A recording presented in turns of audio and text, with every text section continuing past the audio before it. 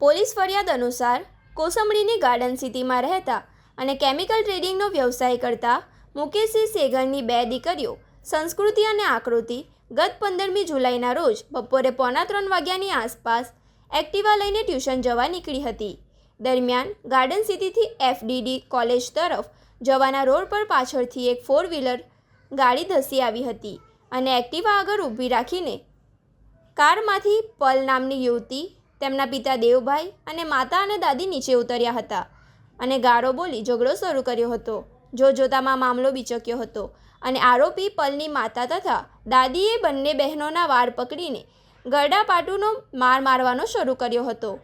આટલાથી મન ન ભરાતા પલના પિતા દેવભાઈએ પોતાની કારમાંથી ક્રિકેટ રમવાનું બેટ કાઢીને પત્નીને આપ્યું હતું અને કહ્યું હતું કે આ બેટ પલને આપ અને પલ તું આ બંનેને ફટકાર.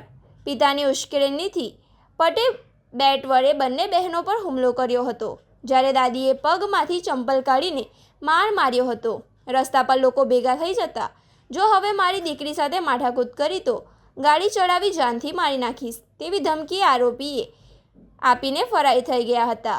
આ હિંસક હુમલા બાદ આરોપીઓ એટલેથી જ નહીં અટકતા, તેઓ સંસ્કૃતિની અન્ય એક સહેલી જીનીના ઘરે પહોંચ્યા હતા.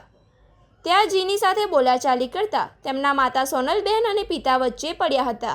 આરોપીઓએ તેઓને પણ મા બહેન સામની ગાળો આપી જાનથી મારી નાખવાની ધમકી આપી હતી.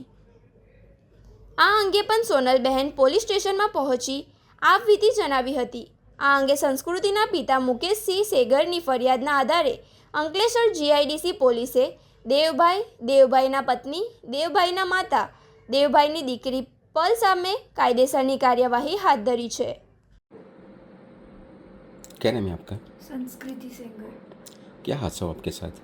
हम लोग ट्यूशन जा रहे थे तो मेरी एक फ्रेंड है पल करके, जिसके साथ हमारा झगड़ा हुआ था, उसके पापा वो लोग आए और उन्होंने हमारे ऊपर गाड़ी चढ़ा दी और उसके बाद है ना वो लोग डायरेक्ट हमारे ऊपर हाथापाई करने लगे।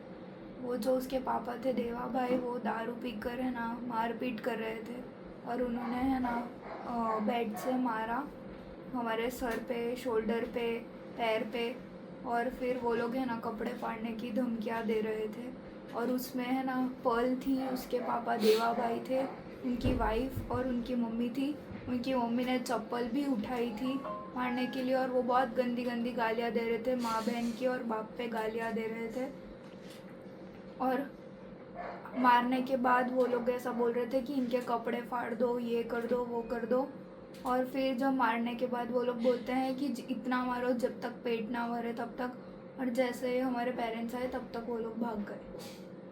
आप प्रशासन से क्या चाहती हो? मैं प्रशासन से ये चाहती हूँ कि वो है ना उनके ऊपर कड़ी से कड़ी सज़ा करे और उन चारों को जेल होनी चाहिए और उनको मार भी खिलाए। और ऐसे तो अगर वो लोग अगर इसको दबा देंगे तो हमारे ऊपर क्या होगा? कल तो कोई भी लड़की बाहर जा ही नहीं पाएगी और हम लोगों को हमारे वो मतलब हमारे उस पर एक्शन तो मिलना ही चाहिए उनको।